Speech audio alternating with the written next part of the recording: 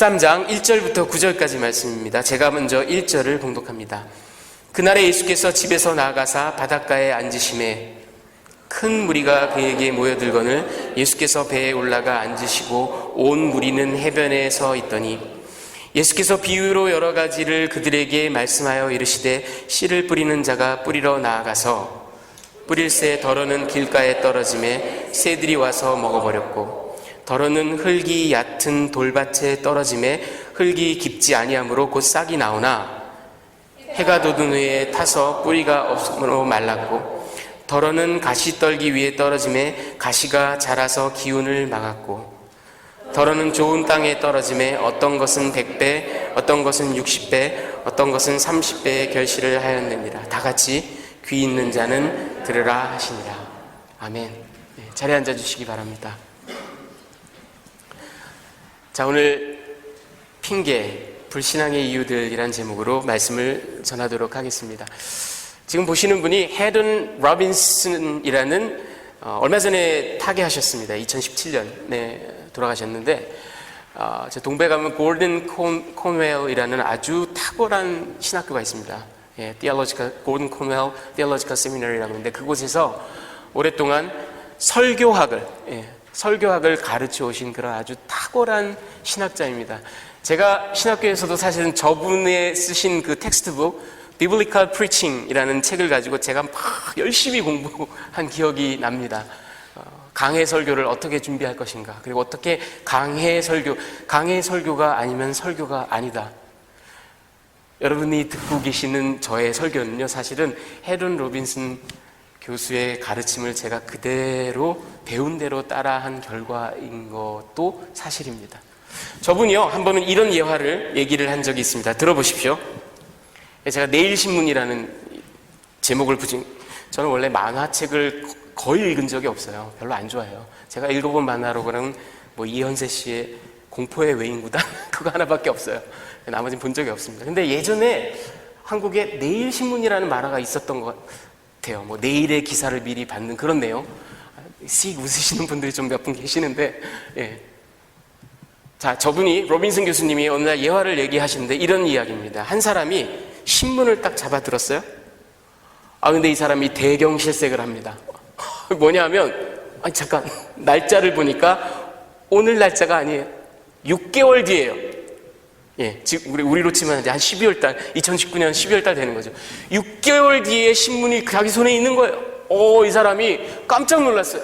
그래가지고 신문을 딱 보니까 공화당이 어떻고 민주당이 어떻고 정치적인 현안들이 막 나오는데 아직 경험하지 않은 정치적이고 사회적인 그런 이벤트들, 그런 중요한 사건들이 막 신문에 나와 있는 겁니다. 이야, 이거 봐라. 이 사람이 깜짝 놀라요.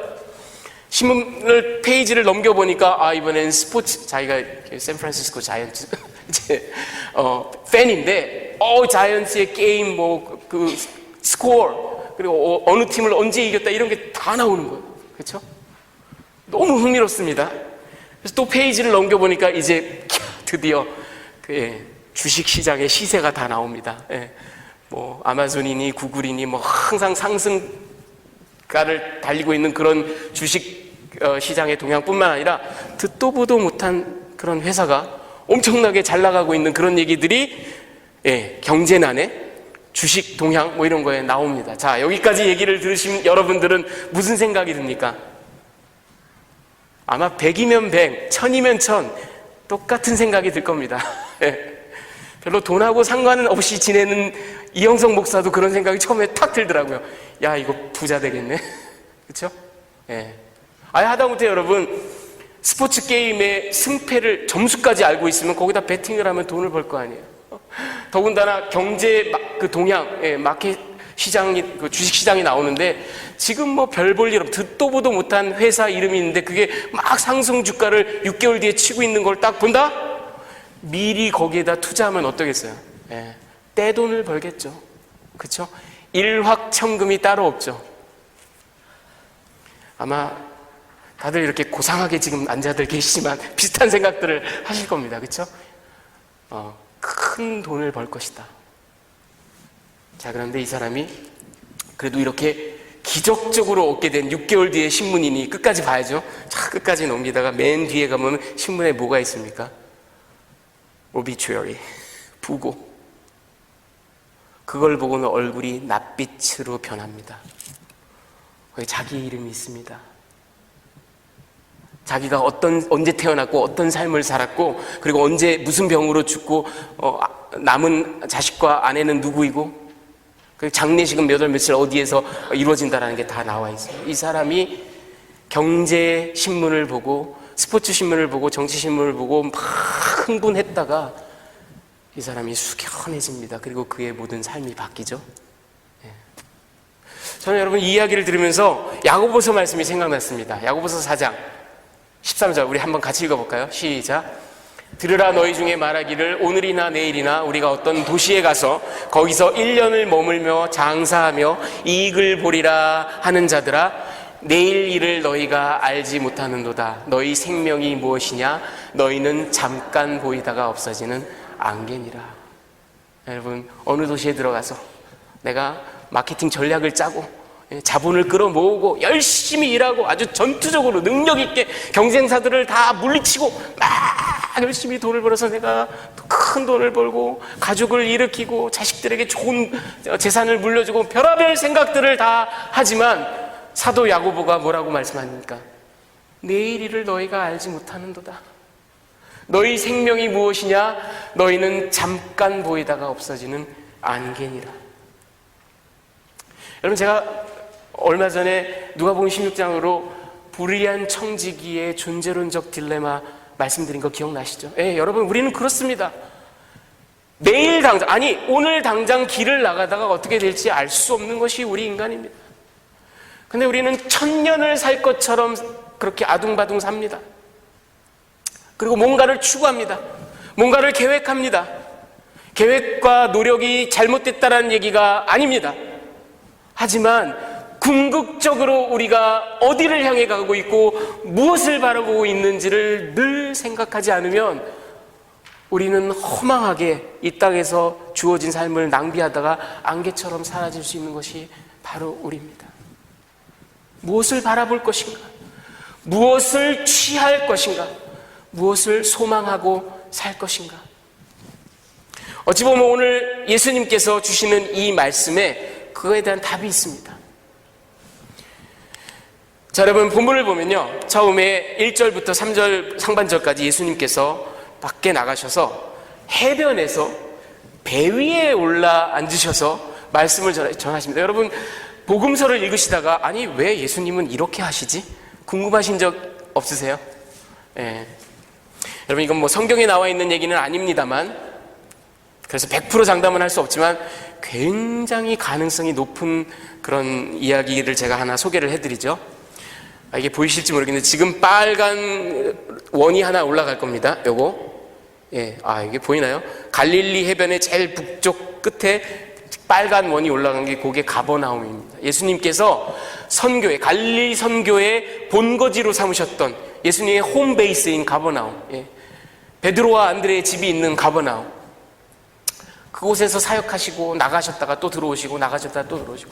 자, 여러분께 이게 보일지 모르겠지만 그 가버나움의 남서쪽으로 0.6마일 떨어진 곳, 지금 저 화살표, 녹색 화살표로 나와 있는 곳이 성경학자들과 고고학자들 그리고 이 성지를 연구하는 사람들이 Sower's Cove, 그러니까 예수님의 그 씨 뿌리는 자의 비유를 말씀하셨던 그 조그만한 작은 만, 이런 별명이 붙은 곳입니다.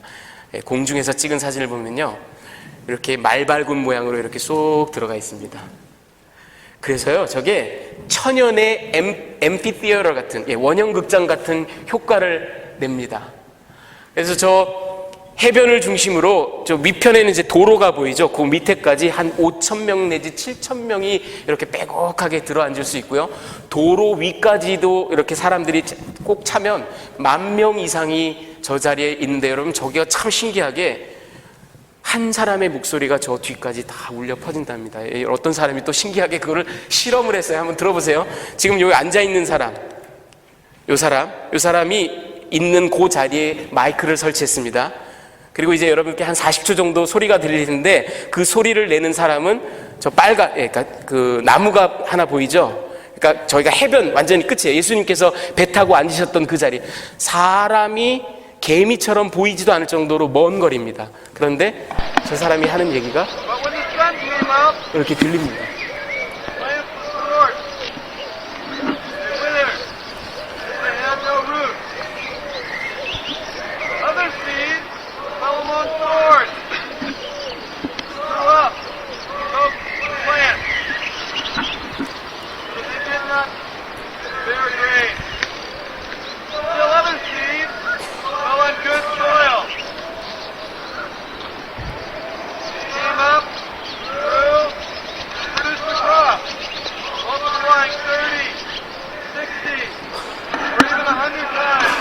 예, 마지막에 multiply 30, 60, even 100 times 하는 얘기가 저 사람이 진짜 보이지도 않는 먼 거리에서 혼자 외치는 소리인데 차들이 지나가지 않고 조용하면 이렇게 저 지금 앉아있는 사람에게까지도 이게 다 들릴 정도예요. 그러니까 예수님께서 아마 배 위에 올라앉으셔서 많은 무리에게 강화를 하시고 비유를 말씀하셨던 곳이 가버나움에서 0.6마일, 1km 떨어진 곳이에요. 그러니까 아마 조기가 아닌가. 저 천연 원형극장이 이렇게 만들어져 있는 저곳에서 얘기를 하시지 않았나 그렇게 우리가 생각을 합니다. 이곳에서 비유로 천국에 대해서 말씀을 하십니다. 마태복음 13장은 예수님께서 전부로 비유로 말씀을 하시고 전부 다 천국에 관한 말씀을 하십니다. 그런데 그 내용을 보면요, 제가 토양의 비유다 이렇게 이름을 붙였습니다. 왜냐하면 예수님께서는 씨 뿌리는 자의 비유를 들으라 이렇게 말씀하시지만 정작 사실은 저 비유의 핵심은 씨를 뿌리는 자가 아니에요. 그 사람이 뿌리는 씨앗도 아닙니다. 포커스가. 저 비유의 포커스는 그 씨앗을 받아들이는 각기 다른 토양들이 포커스입니다. 그래서 예수님께서 어떤 사람이 나가서 씨를 뿌리는데, 여러분 우리는 한반도에서 조선 땅에서는 이렇게 보세요. 여러분들 이렇게 다 그 밭고랑을 잘 내고 이렇게 흙을 잘 만들어서 거기에 씨를 하나하나 심고, 아니면 벼농사 같은 경우에는 모판에서 잘 키워가지고 딱 줄 맞춰서 모를 하나하나 이렇게 심고. 근데 팔레스타인 땅에서는요, 이렇게 저 보이시나요? 사람이 주머니에다 씨를 갖고 가서 이렇게 이거 브로드캐스트 소잉이라고 합니다. 브로드캐스트 막 흩날리는 거예요. 던지는 거예요. 저런 농사 방법을 2000년 전에도 심지어는 지금까지도 하고 있습니다. 그래서 어떤 사람이 나가서 저렇게 막 씨를 뿌리는 거예요. 그런데 어떤 씨는 길가에 떨어집니다. 길가니까 딱딱 사람들이 오고 다니고 딱딱하게 굳어진 땅이에요. 씨가 뿌리를 내리지 못해요. 그냥 거기에 그냥 놓여져 있어요. 이 씨는 바로 새가 와서 먹어버렸습니다. 예, 그게 바로 길가에 떨어진 씨앗입니다. 두 번째로는 돌밭에 또 씨가 떨어졌어요. 싹이 얼른 나왔습니다. 하지만 뿌리가 깊이 내리질 못하니까 해가 뜨고 뜨거운 팔레스타인의 그 무더위가 있으니까 다 말라 비틀어져 버립니다. 이게 돌밭에 떨어진 씨앗입니다. 그리고 세 번째로는 가시밭에 떨어졌어요. 예, 씨도 싹도 나오고 뿌리도 내립니다. 하지만 저기는 잡초, 가시, 얼마나 생명력이 강한 것들인지 이놈들이 양분을, 햇빛을 싹 다 모조리 가져가 버립니다. 그러니까 잘 자라려다가 이내 시들어 버립니다. 이게 가시밭에 떨어진 씨앗이에요. 그리고 끝으로 좋은 땅, 옥토, 여기에 떨어진 씨앗은 싹이 나고 뿌리를 내리고 잘 자라다가 결국은 100배, 60배, 30배 결실을 맺습니다. 자, 그리고 나서 우리가 다음 시간에 10절부터 17절까지 예수님과 제자들의 대화 내용을 나누겠습니다만, 오늘은 18절부터 23절까지 예수님께서 방금 하신 이 말씀에 대한 해석을, 풀이를 제자들에게 해주십니다. 그 내용이 18절부터 23절에 있는데, 그 내용을 보면 길가라는 것은 이 씨앗이 말씀이에요. 그리고 씨를 뿌리는 자는 결국 예수님입니다. 그리고 각기 다른 토양은 그 말씀을 받아들이는 사람의 마음을 말하는 겁니다. 이 길가라는 것은 말씀이 아무리 주어져도 도대체가 깨닫지를 못하거나 아니면 깨닫지 않는, 거부하는 그런 마음입니다. 딱딱해진 마음. 새가 와서 먹어버렸다? 이건 바로 사탄이 악한 자라고 주님께서 말씀하십니다. 사탄이 바로 그 말씀을 취해가 버리는 겁니다. 두 번째로 돌밭은, 여러분 이 돌밭이라는 게 즉시 기쁨으로 말씀을 받는다라고 예수님이 말씀하십니다. 그래서 싹도 남들보다 더 먼저 나요. 왜 그런지 나중에 설명해 드릴게요. 더 먼저 나요. 그런데 문제는 환난이나 박해가 일어나면은 이내 시들어 버립니다. 그냥 쑥 죽어버립니다. 이게 바로 돌밭이에요. 그리고 세 번째 가시밭은 말씀을 들었어요. 이해도 합니다. 그리고 말씀대로 살려고 노력도 합니다. 하지만 문제가 있습니다. 이 마음에는 하나님의 말씀보다, 천국보다 더 소중한 것이 아주 중심부를 꽉 들어차 있습니다. 그게 뭐냐? 세상의 염려, 육신의 정욕, 안목의 정욕, 이생의 자랑, 재물의 유혹, 이런 것들이 더 중요하게 딱 자리 잡고 있어서 말씀이 자라다가도, 말씀대로 살려 하다가도 에이 무슨 소리야 하고 죽어버립니다.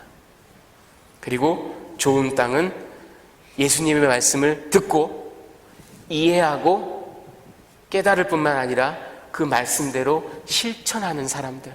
그래서 종래에는 비록 30배, 60배, 100배 차별은 있을 수 있지만 여러분, 차별이 있는 게 전혀 문제가 없습니다. 사람마다 타고난 기프트가 다르고요, 여건이 다르고요, 그렇죠?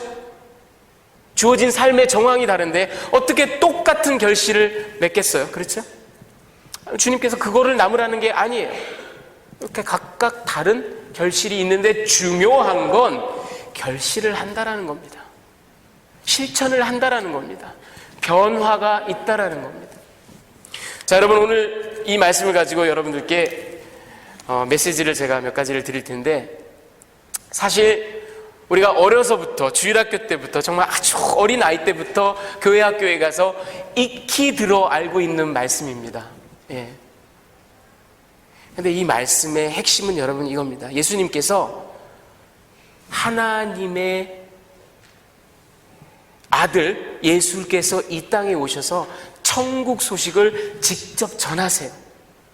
그 놀라운 천국의 소식을, 제가 지난번 말씀드린 것처럼 아버지 하나님의 구원의 뜻을, 독생하신 아들이 성육신함으로 이 땅에 오셔서, 그것만이 아니라 성령 하나님의 놀라운 권능과 능력으로 안진뱅이를 일으키고 병자를 고치고 놀라운 기적들을 벌이시면서 삼위일체 하나님이 거부할 수 없는 그런 위엄과 권위로 나타나서 하나님의 말씀을 전합니다. 모두가 회개하고 모두가 돌아와야 정상일 것 같은데 너무나 뜻밖에도 예수께로 나오고 제자로 헌신한 사람은 정말 핸드풀, 이만큼.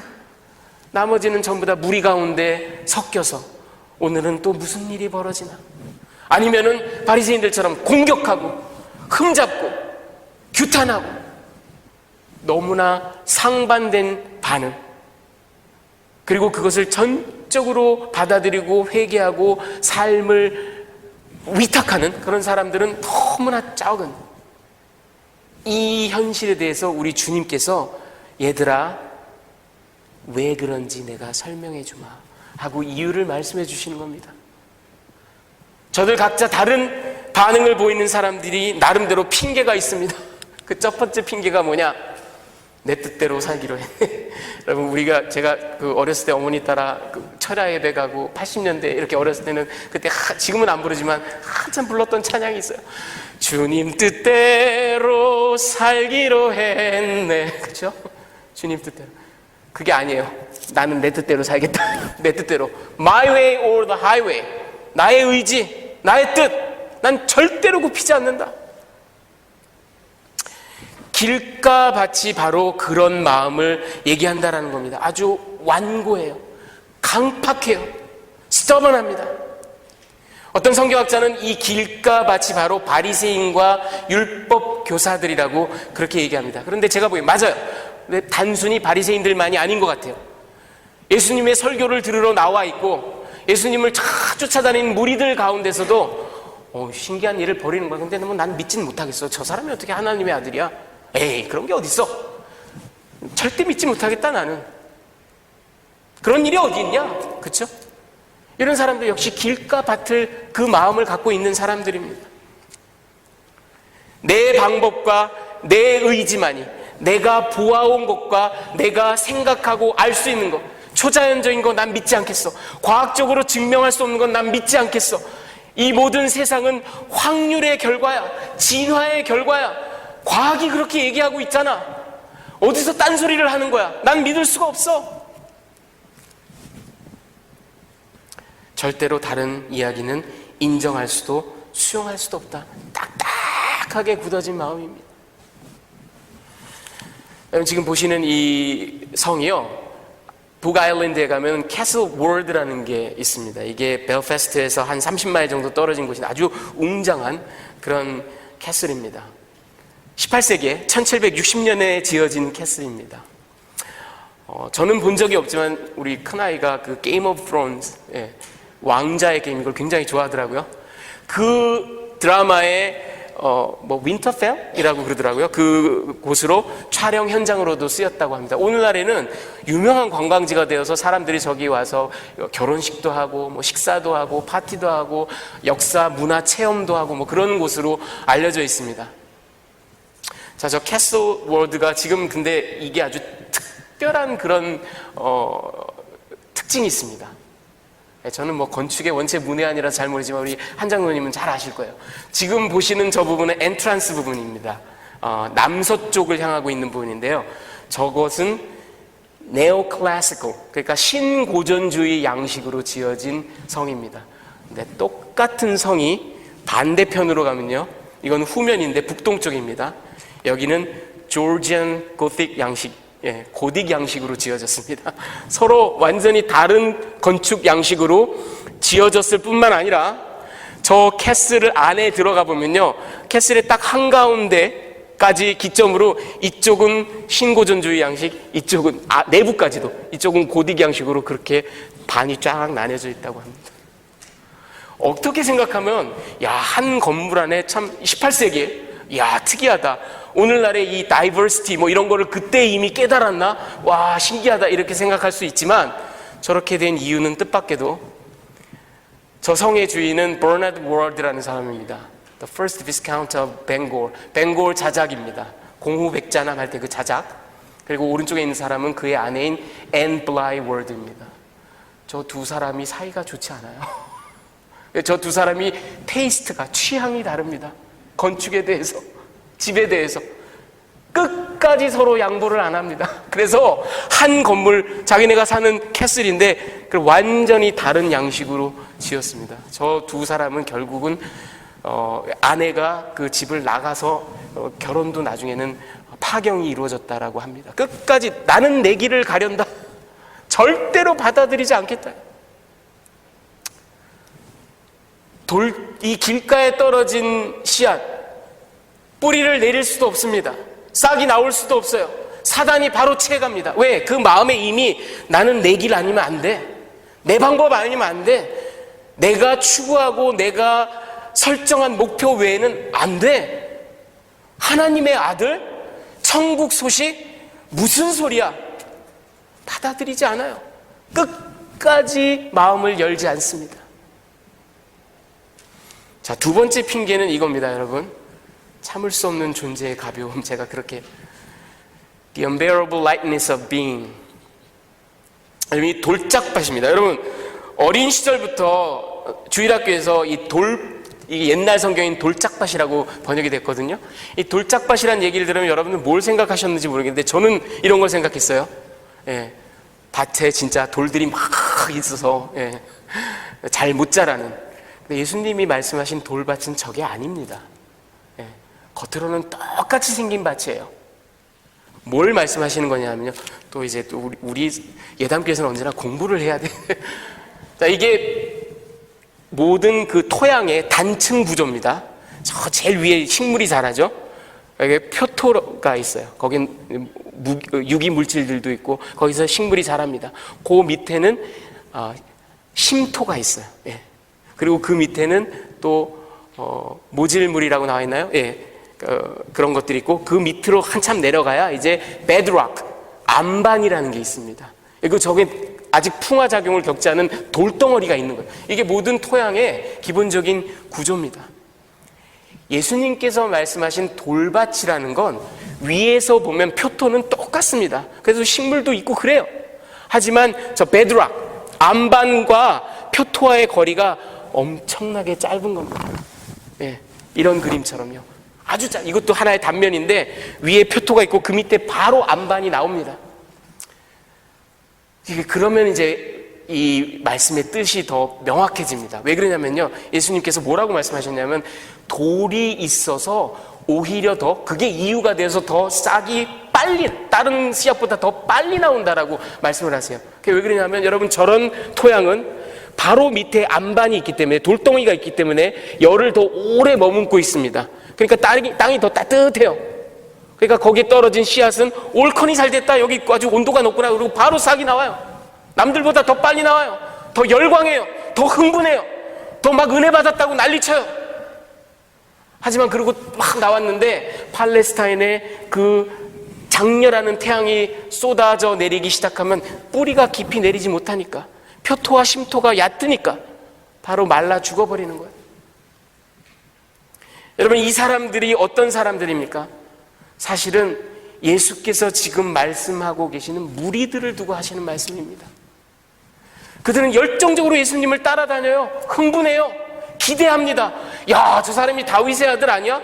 야, 선지자, 이스라엘에 이런 선지자가 난 적이 없어. 그리고 좋아합니다. 하지만 거기까지예요. 저들은 삶을 헌신하지 않습니다. 제자가 되지 않아요. 언저리를 맴돌아요. 그리고 좋은 게 없나? 어디 신나는 게 없나? 멋진 거 없나? 하고 기웃기웃할 뿐입니다. 여러분, 이것이 오늘날 기독교의 가장 큰 문제라고 저는 생각합니다. 교회가 온통 무리로 가득 차 있기 때문에 교회가 교회답지 못한 겁니다. 이들은 나를 기쁘게 해봐. 왜 나에게 감동을 못 주는 거지? 왜 예배가 이 모양이지? 왜 설교가 이 모양이지? 왜 음악은 이거밖에 안 되지? 왜 교육은 이거밖에 안 되지? 내가 만족을 누리지 못하면 오늘 이거 아무것도 아니었어. 시간 버렸네? 여러분, 이런 마음을 갖고 교회에 나오는 사람들은 religious consumers들입니다. 하나님 앞에 나를 내어드리는 것이 아니에요. 하나님과 교회가 나를 만족시켜 보라는 겁니다. 그러니까 어떤 기가 막힌 현상들이 벌어지고 멋진 것들이 눈앞에 보이면 누구보다도 열광해요. 누구보다도 열심을 보입니다. 막 길길이 날뛰어요. 하지만 조금만 말씀으로 인해서 환란이 오거나 헌신을 해야 되는 시점이 오거나 하면은 털끝만큼도 손해보려고 하지 않습니다.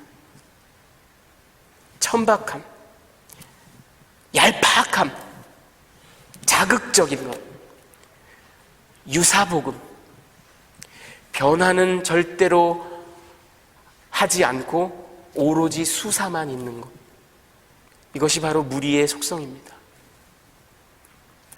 여러분, 1982년에 체코슬로바키아의 밀란 쿤데라라는 사람이 쓴 소설이 The Unbearable Lightness of Being, 참을 수 없는 존재의 가벼움, 우리나라에서는 프라하의 봄이라는 이름으로 88년인가요? 9년인가요? 이렇게 개봉이 됐던 걸로, 제가 한 30년 전에 본 영화라서 지금 기억이 좀 가물가물하기는 합니다.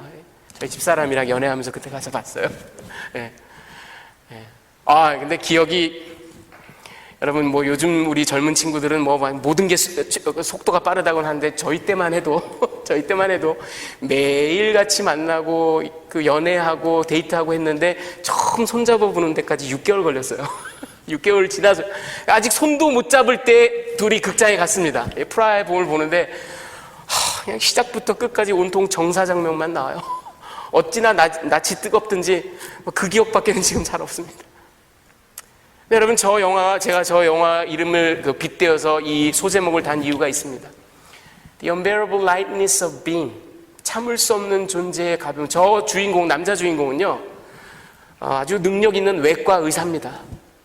하지만 저 사람은 그 공산주의와 싸운 그런 어떤 이념에 투철한 그 어떤 싸움 전판에서도 그거에도 구애받지 않고, 전통, 인습 어떤 거에도 구애받지 않고, 심지어는 아내가 있는 사람인데 뭐 가족제도 이런 거에도 구애받지 않아요.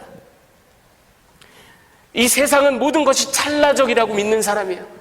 모든 것은 우연의 연속이고 한 번 나에게 다가오는 어떤 삶의 모습은 다시는 되풀이되지 않는다고 믿는 사람이에요. 그러니 나는 이것을 즐기고 누린다. 나에게는 이념도 사상도 국가도 가족도 그 어떤 것, 그런 것들을 weightiness, 그러니까 무거움이에요. 그런 것들이 무거운 것들이에요. 나는 그런 것과 상관이 없다. 나는 존재의 가벼움, lightness. 그게 가볍다 그래서 천박하다는 뜻이 아니라 저 작품의 취지는 그겁니다. 뭐냐면 해방됐다라는 거예요. 이 모든 구속으로부터, 이 모든 burden으로부터 자기는 해방되고 자유로운 영혼. 여러분 주변에 요즘에 자유로운 영혼들 많죠. 나는 자유로운 영혼이라는 겁니다. 여러분, 그런데 아무리 예술적으로 포장을 하고 치장을 하고 실존주의의 철학적 사조를 가져다가 뭐 도배를 하고 했을지라도 결국은 그겁니다. 나를 즐겁게 하면서 살겠다는, 내가 가장 중요하다는 겁니다. 나의 감각, 나의 찰나적인 말초적인 신경, 내가 추구하고 내가 사는 것이 가장 중요하다는 거예요. 그래서 참을 수 없는 존재의 가벼움입니다. 이 제목을 잘못 이해하면 안 돼요. 참을 수 없다 그래서 역겹다라는 뜻이 아닙니다. 그런 뜻이 아니에요. 나는 이 lightness, 해방, 이거를 추구하는데 이거는 참을 수 없이 우러나오는 거예요. 너무나 소중한 거다라는 얘기예요. 그러면 교회가 다소 과장은 됐지만, 제가 다소 과장은 됐지만 교회가 이렇게 아니 나를 기쁘게, 나를 즐겁게, 나의 뜻에 맞게 하는 무리들로 가득 넘쳐나고 있는 게 현대 교회의 가장 큰 문제고, 더더군다나 교회 지도자들이 여기를 마케팅 대상으로 삼습니다.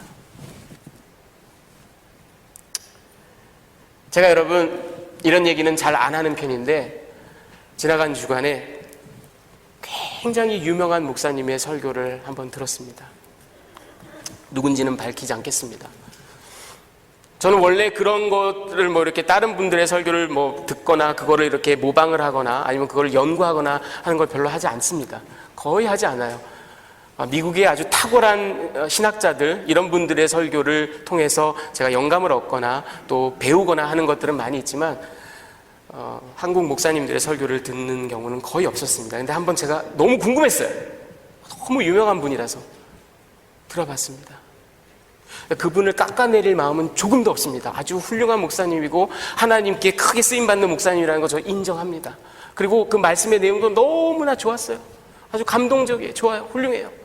근데 제가 느낀, 오늘의 말씀에 비추어서 제가 발견한 문제점이 바로 이겁니다. 정말 감동적이고 눈물도 정말 나고, 그렇지, 이렇게 살아야지, 그런 마음도 들고 하는데, 하나님의 말씀에 대한 이 정교하고 치밀한 말씀에 대한 깊은 묵상과 도전은 없어요. 온통 우리의 감정, 이모션, 심지어는 그 설교가 주어지는 어떤, 미국 사람들이 앰비언스라고 하죠. 환경, 음악, 설교 가운데 갑자기 등장하는 깜짝 이벤트성의 그런 어떤 모습들, 사람들의 마음을, 감정을 최대한으로 자극하려는 그런, 사람들은 그런 것에 열광합니다. 그렇게 자기를 채워주지 않으면 은혜 받지 못했다라고 생각해요. 여러분, 이것이 오늘날 교회의 대다수를 점유하고 있는 무리의 마음밭입니다. 그리고 안타깝게도 많은 교회가, 또 많은 교회 지도자들이 그것을 현실로 받아들이고 거기에 맞춰서 미니스트리 방향을 잡아나가고 있는 게 아닌가 싶어요. 세 번째 핑계, 다시 쓰는 교리문답이라는 거 여러분 처음 들어보셨는지 모르겠는데, The Revised Catechism이라는 건 뭐냐면, 여러분 1871년 9월 27일 날 여러분이 잘 아시는 마크 트웨인이 뉴욕 트리뷴이라는 신문에 이 글을 게재했어요. The Revised Catechism, 다시 쓰는 교리문답입니다. 여러분, 이 마크 트웨인이라는 사람이 여러분 톰 소여의 모험이나 뭐 허클베리 핀의 모험 이런 걸로 잘 알고 계시는 분인데, 이 사람이 사실은 19세기 후반 미국 사회의 어떤 병폐를 아주 신랄하게 그리고 풍자적으로 조소하는 그런 글들을 많이 쓴 사람입니다. 실제로 이 사람이 2년 뒤에 1873년에 쓴 유명한 소설인데요, The Gilded Age, 우리말로 하면 도금 시대입니다. 그 정작 문학적으로는 그 소설 자체는 별로 오늘날까지 이렇게 많이 알려져 있지는 않지만 그 제목은 미국의 역사학자들에게 아주 중요한 문구로 남아 있습니다. 뭐냐면 미국의 역사학자들은 지금도 19세기에 그 자본주의가 막 흥기하고요, 노동자들을 착취하고 사람들을 막 부려먹어서 임금도 체불하고 그렇게 해서 거대 기업들이 막 성장해서 엄청난 부를 축적해 가던 그 시기, 여러분 그때가 바로 릴랜드 스탠포드 같은 사람, 그리고 밴더빌트 대학을 세운 코넬리우스 밴더빌트, 그 다음에 앤드류 카네기, 존 디 락펠러, 이런 사람들이 소위 라버 베런이라는 사람들이에요. 강도 귀족들이라고 얘기합니다. 미국 역사학자들이. 강도예요, 이들이. 저들이 엄청난 부를 축적하던 시기입니다. 미국의 오늘날 현대 자본주의의 모태가 된 시기입니다. 그때를 마크 트웨인이 황금 도금 시대, Gilded Age, 겉은 번쩍번쩍한데 예수님이 마치 말씀하신 것처럼 겉은 회칠한 무덤, 겉은 번쩍번쩍해요. 하지만 속은 정치적으로 타락했고 도덕적으로 타락했고 문란하고 도덕성도 없고 이런 사회를 풍자하는 그런 글들을 많이 썼습니다. 이 사람이. 이 1871년에 마크 트웨인이 쓴 그 The Revised Catechism이라는 건, 다시 쓰는 교리문답이라는 건 이런 내용입니다. 여러분 보십시오. 이거 아주 풍자적인 글입니다. 웨스트민스터 교리문답을 빗대어서요, 인생의 최고의 목적이 무엇인가? 부자가 되는 것이다. 어떻게 부자가 될 것인가? 할 수 있다면 정직한 방법으로, 필요하다면 부정직한 방법으로라도. 유일하고도 진실한 하나님은 누구신가? 돈이 하나님이다. 황금과 화폐와 주식, 이게 바로 성부와 성자와 성령, 동일하신 분, 세 위격이지만 하나이신 분, 이 삼위일체가 유일하고도 진실하신 하나님, 위대하시고 초월적인 하나님이시다. 이렇게 썼습니다. 여러분, 100년이 넘게 세월이 흘렀지만 과연 달라진 게 있습니까? 오히려 더합니다. 오늘날 우리가 살아가는 현실. 인생의 최고의 목적이 돈인 시대, 명예, 자기의 신분. 그러니 가시밭 잘 자라요. 그렇죠? 싹도 나와요. 뿌리도 내려요. 하지만 중요한 건 이 가시밭의 마음을 갖고 있는 사람에게는 더 중요한 가치가 있습니다. 돈, 명예, 물질, 소유, 사람들이 나를 어떻게 바라보는가, 이런 것이 더 중요한 가치예요. 거기에 양분을 다 뺏기고 맙니다. 결국은 열매를 맺지 못합니다. 어찌 보면 여러분 마태복음 19장에 나오는 그 부자 청년 기억나세요, 여러분? 예수님께서 네가 오히려 한 가지 부족한 게 있는데 가지고 있는 재물을 팔아서 다 가난한 사람들에게 나눠주고 너는 나를 따르라. 이게 얼마나 놀라운 초청입니까? 그런데 이 사람이, 그 선하게 살겠다고 예수님을 찾아와서 묻던 이 사람이, 영생을 얻겠다고 묻던 이 사람이 가진 게 너무 많아서 근심하고 돌아갔더라. 여러분, 오늘날 현대교회 역시 이 마음밭을 가지고 있는 사람들이 많음으로 교회가 순전하지 못하고 제자 공동체가 되지 못하는 것이 아닌가 생각합니다. 자, 마지막으로 그래서 여러분들께 한 가지 단상을 나누고 말씀을 맺겠습니다. 그럼 이것이 4분법인가? 아니에요. 2분법입니다. 여러분, 우리가 유년주일 학교 때부터 귀에 못이 박히도록 들은 이야기입니다. 그런데 예수님께서 지금 똑같은 천국 복음이 어떻게 이렇게 확연하게 다른 반응을 보이는지 4가지 밭을 비유로 드시면서 이 4가지 서로 다른 종류의 audience, 서로 다른 종류의 사람들을 얘기하고 있는 걸까요? 만약 그렇다면 시대를 초월해서, 환경을 초월해서, 스페이스를 초월해서 예수님의 이 비유는 오늘날에도 분명하게 확연하게 구분되는 4가지 서로 다른 밭을 얘기하는 걸까요? 여러분, 이것이 만약 4분법이라면, 예수님께서 말씀하신 것이 4분법이라면 길가처럼 딱딱해 되어서 적대적인 마음을 갖고 있는 사람들, 아니면 도저히 수용할 수 없다, 나는 도저히 수용할 수 없다 하는 사람들, 그런 부류가 있고, 그 다음엔 돌짝밭들처럼 마음은 원인데 얼른 싹도 나고 막 열광도 하고 막 부흥회도 쫓아다니고 난리를 치는데 마음은 원인데 맨날 넘어지는 연약한 신자들이 있고, 또 가시밭처럼 제법 어드밴스드 됐고 싹도 나고 뿌리도 내리고 막 자라기도 하는데 결정적인 순간에 가가지고 그 재물, 세상 이런 것 때문에 그냥 연기를 뺏겨버리는, 결정적인 순간에 명예나 미련을 버리지 못하는 안타까운 신자들, 그리고 옥토밭을 갖고 있는 열매 맺는 신자들, 이렇게 부류가 나눠져 있는 걸까요? 예전에 소개해드린 적이 있는 아르티 프랜스는 영국 성공의 사제이며 신학자인 사람은 이 부분을 이렇게 설명했습니다. 여러분, 새 밭 가운데 일종의 진전, 프로그레션, 일종의 진전이 있어 보인다.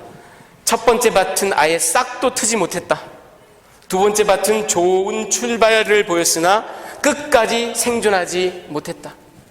세 번째 밭은 싹도 나고 생존도 했지만 끝끝내 열매를 맺지는 못하고 말았다. 여기까지 들으면 그래, 뭐 어느 정도 발전이 있어 보이잖아. 그리고 아무것도 없는 것보다는 그래도 이렇게 뭔가 싹이 나오고 뿌리가 있는 게 나은 거 아니겠어? 하지만 아르티 프란스의 마지막 결론 부분을 들어보십시오. 하지만 중요한 점은 이것이다. 농부의 관점에서 본다면 이 앞에 세 밭은 철저히 무용지물이다. 여러분, 사이먼 키스메이커라고 역시 미국의 탁월한 신학학자, Reformed Theological Seminary의 교수로 있었던 이분은 이 부분을 주석하면서 이렇게 얘기합니다. 들어보십시오. 하나님의 말씀이 선포되면 듣는 이들 가운데 확연한 분열이 일어난다. 하나님의 백성들은 그 말씀을 받아들이고 이해하고 순종하며 결실을 맺는다. 반면에 백성이 아닌 사람들은 그것이 완고한 마음 때문이든 본원적인 천박함 때문이든 아니면 재물과 소유에 대한 집착 때문이든 간에 듣고 이해하고 순종하는 데 실패한다. 끝으로 크레이그 블럼버그, 덴버 세미너리의 아주 탁월한 신학학자인 크레이그 블럼버그는 이렇게 얘기합니다. 외견상 그럴듯한 모습이 있었다 할지라도 앞에 새 밭은 결코 진정한 신자가 아니다. 진정한 신자는 그에 합당한 열매를 맺는 사람들 뿐이다. 열매가 없는 자들에게 예수께서는 내가 너희를 도무지 알지 못한다고 말씀하신다. 여러분,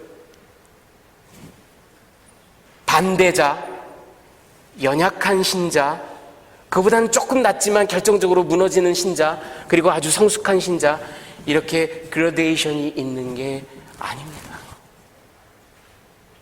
예수님의 말씀의 취지가 그게 아니에요. 여러분, 무리와 오클로스와 마테테스, 제자를 구분하는 것을 너무 온정적으로, 아니면 낭만적으로, 그래 교회 안에는 그렇지 좀 연약한 사람들도 있어, 저런 사람들이 나중에 그러고 싶은 마음 이해합니다. 하지만 예수께서 전하신 복음은 처음부터 그렇게 온정적이지 않았어요. 그렇게 적당히 타협해도 된다라는 게 아니었습니다. 확실하게 헌신하고 제자의 삶을 살든지 아니면은 어떤 모습으로 살아가든 결국은 제자가 아닌, 참 신자가 아닌 religious consumer로 살아가는, 참을 수 없는 존재의 가벼움을 드러내는 거짓 신자들일 뿐입니다. 여러분, 제가 계속해서 전하는 이 마태복음의 말씀이 어떤 분들에게는 큰 부담이 되고 또 어떤 분들에게는 굉장한 도전이 되고 목사님이 갑자기 왜 저러실까? 안 그러던 뭐 그럴지도 몰라요. 하지만 여러분, 제가 지나간 4년 동안 오로지 하나님의 은혜, 전적인 은혜, 하나님의 거저 주시는 은혜, 우리를 끝까지 사랑하시는 하나님의 이해할 수도 없고 헤아릴 수도 없는 은혜만을 계속해서 선포했습니다. 그렇다면 역시 동일한 하나님의 말씀, 마태복음이 진행되는 동안은 비록 도전이 될지라도, 내 마음이 조금 부담이 있을지라도, 제자의 삶은 이런 거구나, 신자의 삶은 이런 거구나, 중립지대란 없는 거구나, 하나님께서는, 우리 예수님께서는 완전히 예수님께 나의 삶을 의탁하는, 전적으로 순종하는, 여러분 오해는 하지 마십시오. 결실은 사람마다 차이가 있을 수 있어요. 어떤 사람은 30을, 어떤 사람은 60을, 어떤 사람은 100을. 그게 중요한 게 아닙니다. 중요한 건 내가 예수 앞에 나의 삶을 드리는가 아닌가이지. 그래서 여러분, 우리 예담 공동체에 계속해서 마태복음을 통하여 주시는 하나님의 이 도전의 말씀을 마음에 깊이 저와 여러분이 함께 새기기를 원합니다. 그래서 우리가 하나님의 전적인 은혜로 구원받고 하나님의 백성이 된 것도 사실이지만, 그 은혜를 값싼 은혜로 만들지 않기 위해서는 그에 합당한 하나님에 대한 헌신과 예수님의 말씀에 대한 순종이 우리 삶 가운데 열매 맺어야 될 줄 믿습니다. 다 같이 기도하시겠습니다.